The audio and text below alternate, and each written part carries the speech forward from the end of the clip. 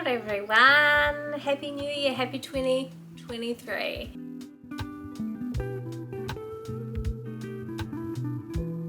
I hope you all have had a wonderful Christmas New Year break. We are back, new video, new wrap up for the month of December. You may have noticed the channel has had a bit of a rebrand. Yes, I did change every single one of my thumbnails because I am a bit of a psychopath. I just felt like a change, and when I feel like a change, I am very obsessive. So it had to be done. I feel very good about this new kind of look. Feels fun and me. So I am a little bit more excited about this channel and kind of doing stuff. So I'm hoping to carry that energy into this reading wrap up, which we know I don't always enjoy filming. We are talking about everything I read in December. Traditionally a very busy month for me because work becomes pretty insane. The beginning of November leading into December, I have this period of time, like a break off between Christmas and New Year, where I do nothing and read as much as I possibly can. This year we went to Christchurch for Christmas, and that was so lovely. I enjoyed the time away. I just enjoy being away from this environment of like home, because you're not thinking about everything that needs to be done while you're at someone else's house. So this year I actually had all the time in the world to read. I read like 3 books while I was there, which is pretty good. And yeah, we had a lovely time with Rupert's family. Mars got to meet Gus, who is Rupert's parents' Irish Terrier. They had a blast. It's making us think that maybe we need to get another dog. And obviously we ate lots of food and we had a great time. So, but it is nice to be back. It's nice to be back home. I'm just trying not to let life admin bog me down too much. Let's just get into what I read in December. First up, I finished On Beauty by Zadie Smith. From my last month's reading wrap up from November, you would know that I read Howard's End in order to read this, and while I didn't enjoy Howard's End, I was happy to have read it so that I can understand more of the historical reference that this book takes from it. I enjoyed On Beauty much more than I enjoyed Howard's End. It's not necessarily my favourite of Zadie Smith's, but I still really enjoyed and can see a lot of the kinds of things that she likes to explore in her books, particularly within her characters. There's this real sense of them all struggling with some kind of moral decisions, and having those characters having opposing morals as something that creates this interesting kind of framework to work within for her novel. I see that, I appreciate it. It's fun to read. It's always interesting when you talk about morality and people and whether or not there's like a superiority there amongst people's values and what they believe. If you're not familiar with the story of On Beauty, it is loosely based off of Howard's End. However, it does kind of have its own details and parts of the story that she's adapted and made her own to, I guess, fit a more of a contemporary story.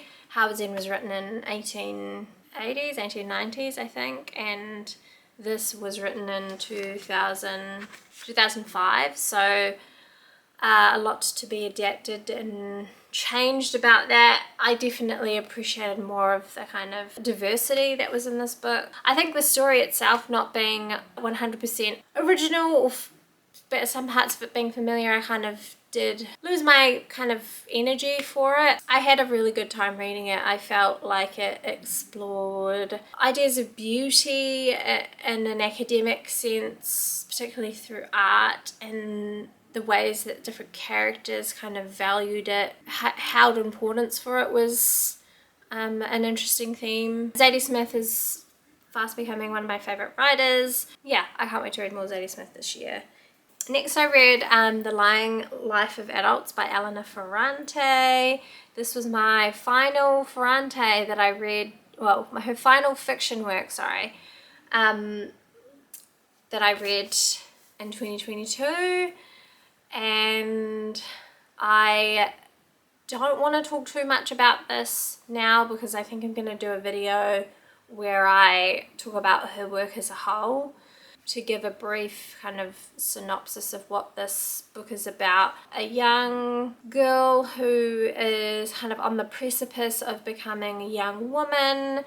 She is very sheltered in her existence with her parents, and she starts to form a relationship with her aunt, who is not well liked in her family. She is intrigued by this woman that she hasn't known about a lot in her life, and her father does not get along with. From there, we kind of see how that new relationship with her aunt forces her to kind of grow up and propelled into the adult world in a very violent and fast and abrupt way. I'll talk about it more in my video when that comes to that, but that was my second book that I read. The third book that I read in December, I read on my Kindle as part of my book club that I'm in. I haven't had our chat about this yet, but this is Ocaledonia by Elspeth. Also, again, shout out to Katie though for her excellent choice in books each month. She is always pushing me to read things that I would never probably pick up for myself, but I really enjoyed this book so much. It is set in Scotland and again has a young female character at the centre of it, named Janet, who is obsessed with purple like me. So right away I was completely enamored by this young, precocious, probably too smart for her own good protagonist. She is exactly that. She's surrounded by people who are constantly telling her no, are constantly making her believe that she's too much or that she needs to be a certain way, and the story is really about her pushing against it and choosing to be her own person, which is so much more interesting. She is this inquisitive, smart, strong young woman who I just fell in love with. I really enjoyed this book, and its kind of dark tone and mood, yet it still felt extremely hopeful, and Janet as a character provided this massive light to a very kind of sad existence in the end. And I was very, very surprised at how much I really enjoyed it, and I'm looking forward to book club in 2023 and reading more books outside my comfort zone and being able to talk to amazing people about them as well. Next, I read Housekeeping by Marilynne Robinson. This book, if you did not know, snuck into my top 12 books for 2022.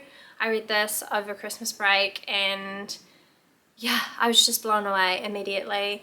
I thought I had my list kind of set, and then I read this and was like, I have to include this. It was so special and just unlike anything I had read last year, so it felt like it had a good kind of place in that top 12 list. Yeah, Marilynne Robinson's Housekeeping, a very fun and playful story, another one filled with a young protagonist who is trying to figure out who they are and the world around them telling them who they think they should be. It has some of the most kind of delicious to read sentences I've read all year. I probably showed in that video as well, like how much I dog-eared in this book and just reread and read over and read again the passages in this book. And yeah, I just had so much fun with it. It has such a vivid picture of this place and kind of the environment that these girls live in, and Marilynne Robinson was able to paint this picture of this place and have it be so prominent that it did feel as though it was a a character in the novel as well. So yeah, really loved this, and that's all I have to say about it. Read it. Okay, the last book that I read for 2022 was Welcome to America by Linda Bostrom Knausgaard. Again, following the theme of child narrators this month, another child narrator story. I didn't think that I would be into child narrators. I haven't been interested in that idea in novels in the past, but I guess I just wasn't reading the right ones because, yeah, I've enjoyed every single one of them that I've read this month. I think there's something very interesting and innocent but yet honest about a story being told from the perspective of a young person. And I found that in particular with this book. Its narrator is a young girl who has decided to stop speaking. Her father has recently passed away, and she believes that she has killed him because she wished him to die. And so there's this real sense from her part that she is scared and afraid that her voice has caused this to happen, and so that's why she has chosen not to speak anymore. So much of the book is her internal thoughts as things continue to go on around her. She is suffering from this trauma of having a father who suffers with poor mental health, and the unpredictable, erratic, and quite scary situations that has put her and her family in the past has kind of started to affect and haunt her in a lot of ways. Just a very kind of sad and inward young character who you just want to reach into the book and hug and feel as though they're just not getting that protection and care that they need at such a vulnerable time. It was really heartbreaking to read. I am completely sold on child narrator now and want more like this. So if you have any recommendations for stories with similar kind of impactful young voices, I would love to know. And that's my reading for December. That's all that I read. I felt good about these last 5 books because they got me to my goal of 75 books. Thank you so much for watching. Let me know what your favourite Christmas read was over the break. If you got to read something good and cozy or fun and summery. If you're in New Zealand, I would love to hear from you. What did everyone get for Christmas? That's always a fun thing to ask. I got a silk pillowcase that I am so excited about. It's changed up my sleeping so much. Love it. Love and appreciate all of you. Happy reading. Ka kite.